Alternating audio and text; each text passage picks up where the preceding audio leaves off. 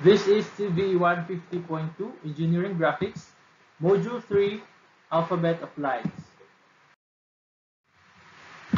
Welcome to the third module of this course. For this lesson, we will be discussing the different types of lines in a drawing and their applications. So you can see different types of lines in a drawing, especially in a building plan. So we're discussing what are those lines and what are their uses or implications in a drawing. By the end of this module, you should be able to identify the alphabet of lines and their uses and gain skills in how to draw or how to use those different types of lines. Engineering drawings are prepared on standard size drawing sheets. So, yung sabi ko, yung A4, yung pinakamaliit, pinakamalaki yung A0. And the correct shape and size of the object can be visualized from the understanding of not only its views.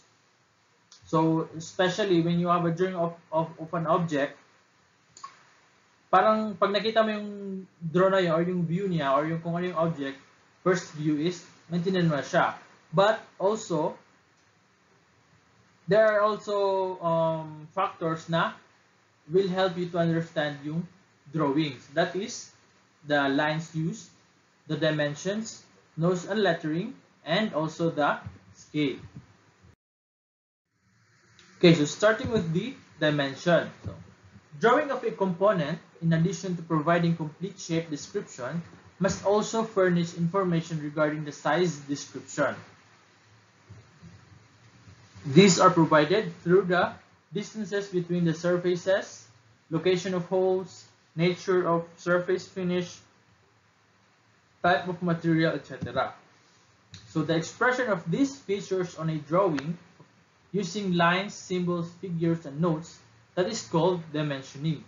So dimensioning is not only about distances, but also indicates the location of special parts, ano yung furnish or ano yung material used on that part or on that drawing.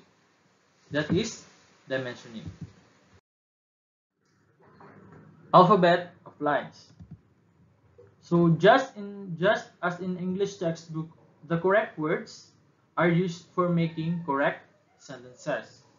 So in engineering graphics, the detail of various objects are drawn by different types of lines. Each line has a different meaning and sense to convey. First is construction lines. Construction lines are used to initially lay out a drawings. Used for guidelines for lettering. So sa previous natin na plates, yung guideline na sabi ko, ito yung other term for that is construction lines. So construction lines are drawn very light and thin so that they are barely visible. So parang ikaw lang nakakita when you're drawing. So at that distance, nakikita barely visible mo siya as your guideline. So yan yung construction line. Next is the visible or object lines. So it is used to represent the visible edges of an object. Should be the most prominent on the drawing, of course, kasi yun yung magre-represent ng body part ng isang object or yung structure ng isang plan. And then it is drawn thick and dark. These are thicker than construction lines, of course. Kasi yung construction lines, hindi siya kasama dun sa actual drawing. It is just used as your guideline or initial na lines. So itong example ng visible line. So you have a figure here. So itong visible line na to, ito sila. So these are the visible lines. So this indicates kung ano yung shape ng or kung ano yung figure ng isang object. So approximately the thickness of visible lines are 0.7 millimeter. So it is a thick line. So that is for visible or object lines. Next is hidden lines. So it is used to represent edges, surfaces, or corners of an object hidden from the view. So it is drawn as thin as the dashed lines. Thin, dark dashed lines. Spacing can vary slightly. Only the most important hidden parts are shown on the drawing to keep the drawing from becoming cluttered. So, example is ito. So, ito yung hidden lines. So, ito yung side view nung previous na drawing. So, yung previous is top view. So, may hole yung object. So, sa hidden line, it shows na yung hole ng object is through and through. Meaning, from top to bottom, may butas siya. So, yan yung use ng center line. So, ito yung edge ng center line, edge ng hole, at saka yung dito na part. So, it is approximately 0.35 mm yung thickness niya. So, thin siya. So, yun yung spacing niya is maliit lang. So, approximately, ito yung, kung gagawa kayo ng hidden line, ito yung dimensions niya. So, ito yung butas. So, yung sides ng hole ng object. Next is section line. So, it is used to indicate the surface in the section view imagined to have been cut along the cutting plane. Thin cross-hatching lines drawn at 45 angles. So, yun yung section lines. Ito siya. So, imagine yung figure kanina is parang hinatin natin sa gitna. Slice nyo sa gitna. So, yung part na parang dinaanan nung, say, cutting plane, yun yung lalagyan mo ng section lines. Itong diagonal na 45 lines. So, it indicates na nakat yung portion na dyan. So, dito na part na walang line, meaning hollow yan or hindi siya solid na part dyan. So, yan yung section line. So, it is also a thin line. Next is the center lines. It is used to show the center of circles and arcs, drawn as thin lines, drawn using two long dash and shorter dash. To show the center of a round object, two center lines are used to that in single dashes across in the center. So, ito yung center line. Example ng center line. So, say ito may circle. So, you have to show na ito yung sample ng center line. So, itong part na to, dito mo ipo-point mo to dito dun sa pinaka-center ng circle. So, say dito na part. So, since nakikita mo yung buong circle, dalawa yung nilagay mo. Vertical and horizontal, dito din. So, may arc dito, half circle.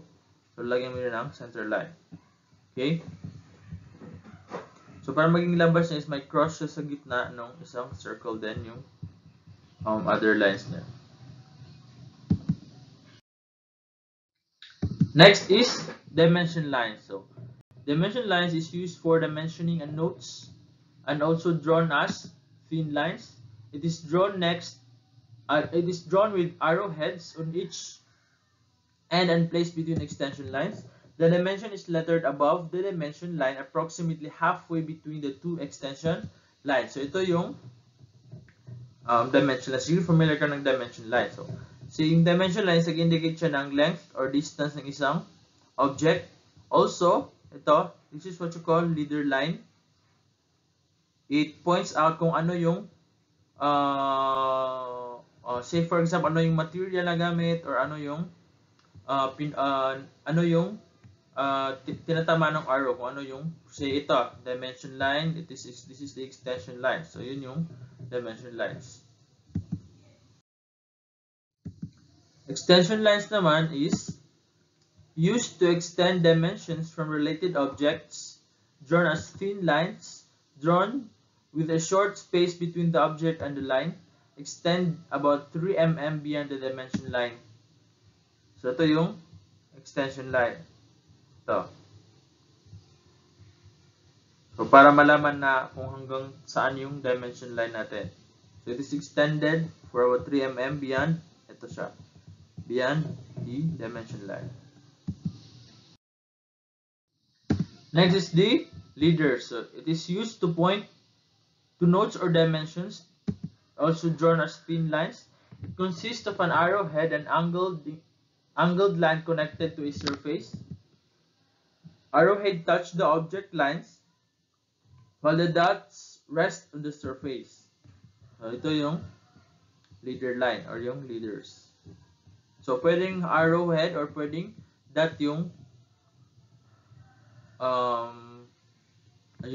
sa dulo niya. So, that is used for like sa surface. So, like kung dito naka-point yung leader, same, ang indicate siya metal or alloy or nickel or copper. So, yun yung leaders. Now, next is cutting or viewing plane lines. So, used to indicate the plane through which a cut was made. A cutting plane line is usually a heavy line with long dashes with arrowheads at both ends of the line. The arrowheads point to the surface to be viewed. So, ito yung cutting plane. Say, itong object na to, ito siya, is ika-cut natin dito and the arrowhead points out kung saan mo, for example, parang saan mo titingnan. Say, kung hiniwa mo dyan, so titingnan mo kung saan nakapoint yung arrow. So, if you look there, ito yung magiging mukha niya pag na-cut. So, cutting or viewing plane are usually partnered with yung section lines. So, ito yung, so when you cut an object, you'll have to use a section lines 45 degrees. So, yun yung cutting plane. So, pwede din na dito yung cutting plane or any side. Basta ika-cut mo yung object, then yung arrow is indicate mo saan siya titingin.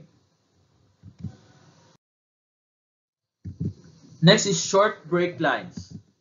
It is used to indicate parts of the object has been removed. Used when it is desirable to shorten the view of a long part, short break lines are drawn thick with free hand wavy lines. Ito yung so freehand, so wavy, so freehand siya. So kahit anong maging form niya, basta wavy lang siya. So dito siya. So for example, it is used to shorten the view.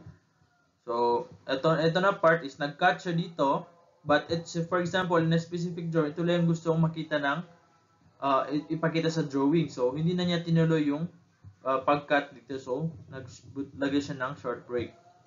So yun yung heavy line. So for example naman sa mga building plans, so kung yung facade mo or yung wall mo is may specific na type of material or tiles na ginamit, so usually mag-short break ka, so parang portion lang yung ipapakita mo na ito yung material na ginamit sa wall na yan.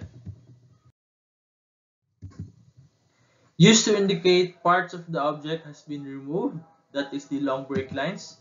Used when it is desirable to shorten the view of a long part, long break lines are drawn with a free hand zigzags.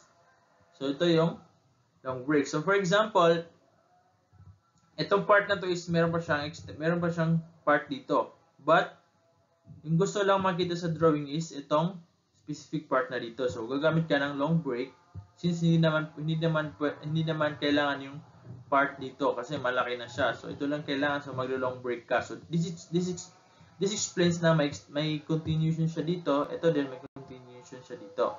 So freehand is itong zigzag part lang, but the lines is drawn with a ruler. So that is long break lines. Next is phantom lines. It is used to show objects that are not hidden but they are simply not in view. Also used to indicate alternate positions of moving parts, lines of motion, adjacent parts, and repetitive details. It is drawn as thin dark lines. So ito yung phantom line. So this indicates na itong part na to is nagsuswing siya ng ganitong motion. So ito yung ibig sabihin nun. So ito siya is nagro-rotate. Ito yung nagpa-pivot. Then ito is nagro-rotate dito. So yan yung phantom line. Next is stitch lines and chain lines. So stitch lines is of course yung mga tahi, yung thread. So yun yung stitch lines. So yung chain line naman, so since mahirap mag-draw ng actual chain sa drawing, so mag-indicate ka na lang ng chain line. So it indicates na at this part merong naka-attach na chain dito. So yun yung stitch and chain lines. So mostly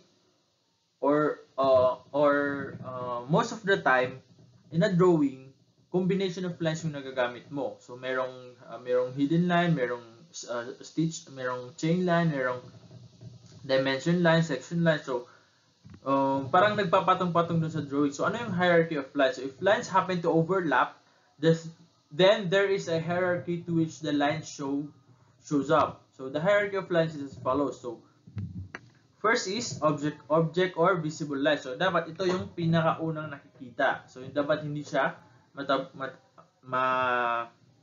mapatungan ng ibang lines. Next is yung hidden line.